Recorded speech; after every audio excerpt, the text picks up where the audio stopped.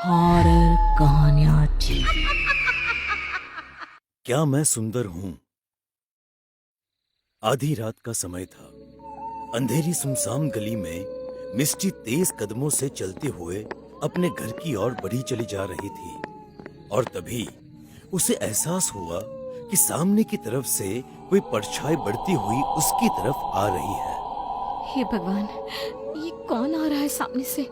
एक तो आज कैब खराब होने की वजह से पहले ही रात के 2 बज गए हैं और इन कुत्तों के रोने की आवाज से मेरे तो पैर कम कपा रहे हैं।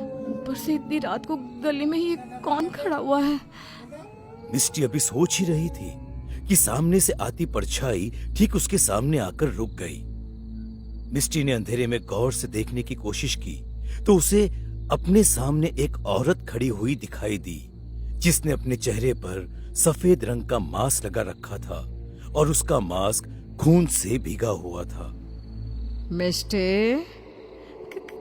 कौन है? मेरा नाम कैसे जानती हो तुम? मिस्टे, क्या मैं सुंदर हूँ? ये कैसा सवाल है? हाँ, बिल्कुल, तुम बहुत सुंदर हो। क्या कहा? मैं सुंदर हूँ?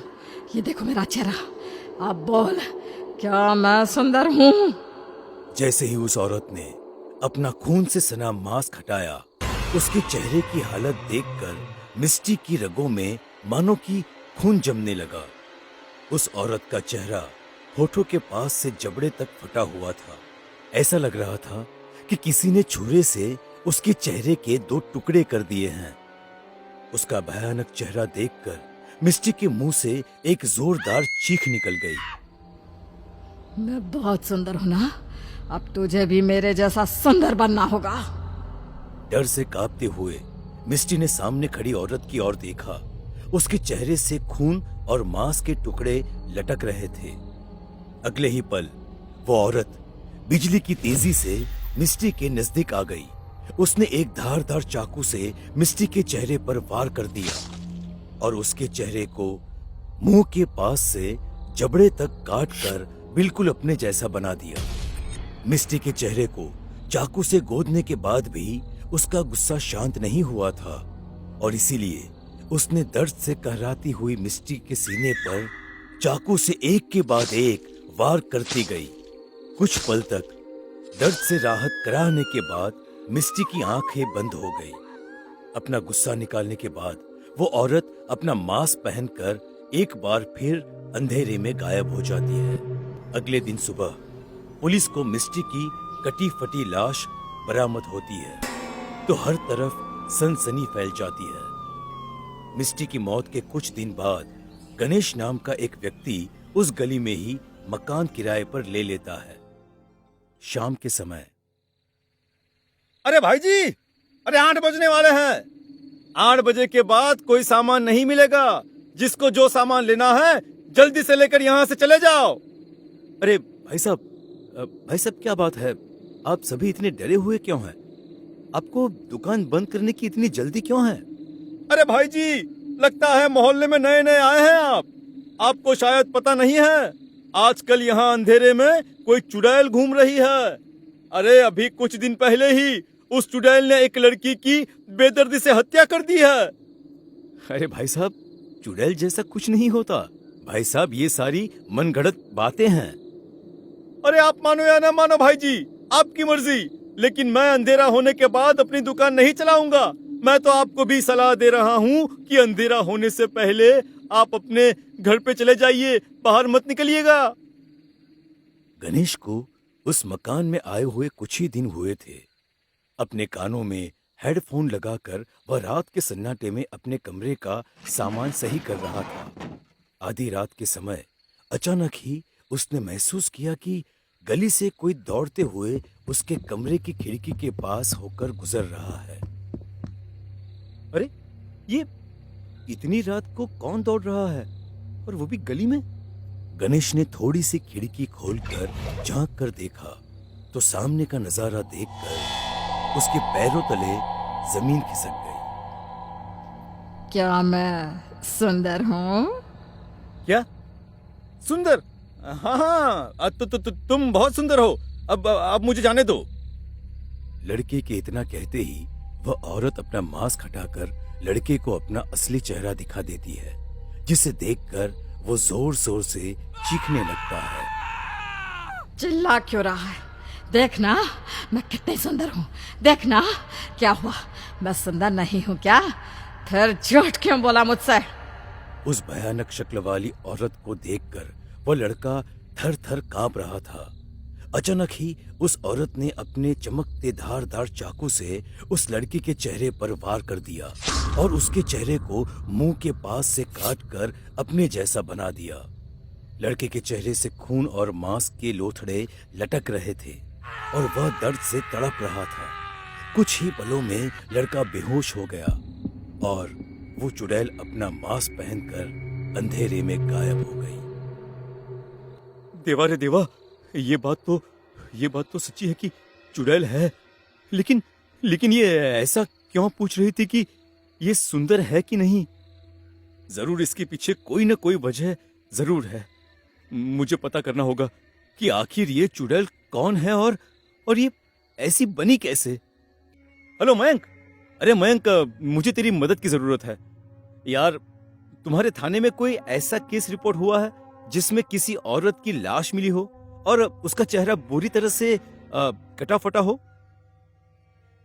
मैं चेक करके बताता हूँ। मयंक कुछ देर तक फाइलें चेक करता है और फिर उसके बाद गणेश को फोन करता है। अरे गणेश, ये गांधीनगर विकास कॉलोनी में मकान नंबर 112 में 2 महीने पहले एक औरत की लाश मिली थी, जिसका चेहरा तेरे बताए अनुसार एकदम ऐसा ही कटा फटा है। तू वहाँ जाकर पता कर ले। एड्रेस नोट करने के बाद अगले दिन गणेश विकास कॉलोनी पहुंच जाता है। अरे सामने वाले घर में 2 महीने पहले किसी औरत की लाश मिली थी, क्या आप उसके बारे में कुछ बता सकते हैं? चलो चलो चलो, जाओ यहाँ से, जाओ, वरना मुझसे बुरा कोई नहीं होगा। निकलो यहाँ से। गणेश उस लड़के के अजीब बर्ताव से थोड़ा घबरा जाता है और तेजी से उसके घर से बाहर आ जाता है। अरे भैया, अब क्या उस पगलेट के घर पे चले गए थे क्या? अरे भाई, जब से वो मधुमती मरी है ना, वो उसका कुछ पता नहीं चलता, कभी भी कुछ भी कर जाता है। उससे बच के रहना आप। मधुमती वो 112 वाली मधुमती? क्या हुआ था उसको, क्या हुआ था? अरे मधुमती बहुत सुंदर थी। उसकी सुंदरता पर मोहित होकर ही अविराज ने उससे शादी कर ली थी। बहुत प्यार करता था अविराज मधुमती को। मधुमती को भी अपनी खूबसूरती पर बड़ा नाज था, लेकिन मधु की खूबसूरती ही उसकी जान की दुश्मन बन गई। अविराज उसे घर में कैद करके रखने लगा था। अविराज उसे न किसी से बात करने देता था और न ही आने जाने देता था। और फिर एक दिन अविराज की दिल्ली में नौकरी लग गई। अपनी पत्नी को यहाँ कैद करके वो सप्ताह में 5 दिन नौकरी करता और 6ठे दिन यहाँ आ जाता। और इसी बीच मधुमती और नीरज में नजदीकियां बढ़ गई और अविराज की अनुपस्थिति में नीरज उसके घर जाता और दोनों पूरा दिन एक दूसरे के साथ बिताते। एक दिन अविराज सोमवार के दिन अचानक से घर लौट आया। घर आकर जब उसने अपनी पत्नी को नीरज के साथ देखा तो वो गुस्से से पागल हो गया। पहले तो उसने नीरज को खूब पीटा और जब नीरज बेहोश हो गया तो अविराज ने चाकू से अपनी पत्नी का चेहरा बुरी तरह से काट दिया, ताकि आज के बाद कोई उसके खूबसूरत चेहरे को देखकर उसकी ओर आकर्षित ना हो। मधुमती के चेहरे पर हर बार वार करने के बाद अविराज उससे एक ही सवाल पूछता, अभी भी तो सुंदर है, बोल बोल, अभी भी तो सुंदर है। पत्नी पर अपना गुस्सा निकालने के बाद वो इन दोनों को बेहोशी की हालत में छोड़कर घर से बाहर भाग गया था। पूरी रात नीरज और मधुमती घर में बेहोश पड़े रहे थे और अगले ही दिन सुबह हर तरफ खून बिखरा देख जब मोहल्ले वाले अविराज के घर पहुंचे तब तक मधुमती की मौत हो चुकी थी, लेकिन नीरज में अभी भी सांस बाकी थी। नीरज को हॉस्पिटल ले जाया गया जिससे उसकी जान बच गई, लेकिन मधुमती की मौत के गम में नीरज अपनी सूध-बूध खो बैठा था। वो आज भी हर पल उसी का नाम लेकर पुकारा करता है। और अविराज कहाँ गया? अरे अविराज तो कुछ दिन बाद बुरी हालत में मरा हुआ मिला था। लोग बोलते हैं कि उसका चेहरा भी पहचानने लायक नहीं बचा था। उसे भी बिल्कुल वैसे ही मारा गया था जैसे अविराज ने मधुमती को मारा था। गणेश को अब सारी कहानी समझ में आ गई थी। मधुमती की आत्मा रात में छुरा लेकर घूमती है। जिस तरह से अविराज ने उसे मारा, उसी तरह वो सभी को मारना चाहती है और सबसे वही सवाल पूछती है जो मरते समय अविराज ने उससे पूछा था कि क्या वो सुंदर है। गणेश वहां से अपने घर जाता है क्योंकि अभी तक मधुमती ने सारे हमले अमावस्या के दिन ही किए थे। इसीलिए अमावस्या के दिन गणेश रात होने का इंतजार करने लगता है। रात के तकरीबन 2 बजे वो घर से बाहर निकलकर गली में घूमने लगता है और थोड़ी देर बाद मधुमती गणेश के सामने एक मास्क लगाकर प्रकट हो जाती है। क्या मैं सुंदर हूँ?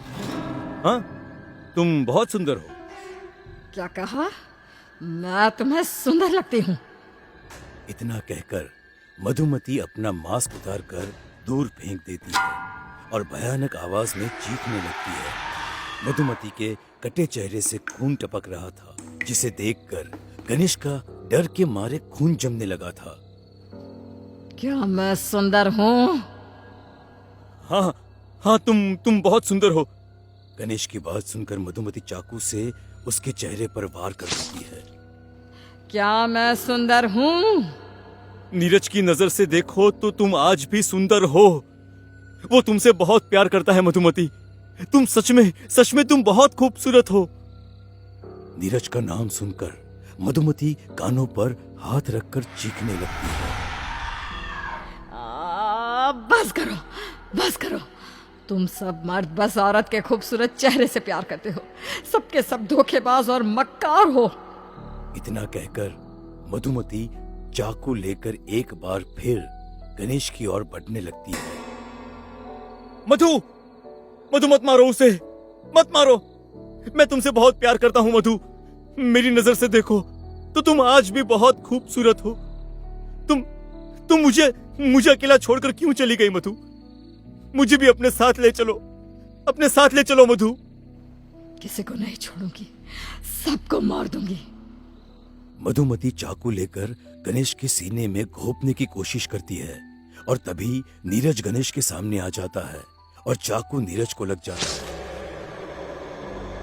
अब बस करो मधु, बस करो। मैं तुम्हारे साथ चलने के लिए तैयार हूं। अब तुम किसी को भी नहीं मारोगी, किसी को नहीं। मैंने अपना प्यार साबित कर दिया है मधु। तुम बहुत खूबसूरत हो, बहुत खूबसूरत हो।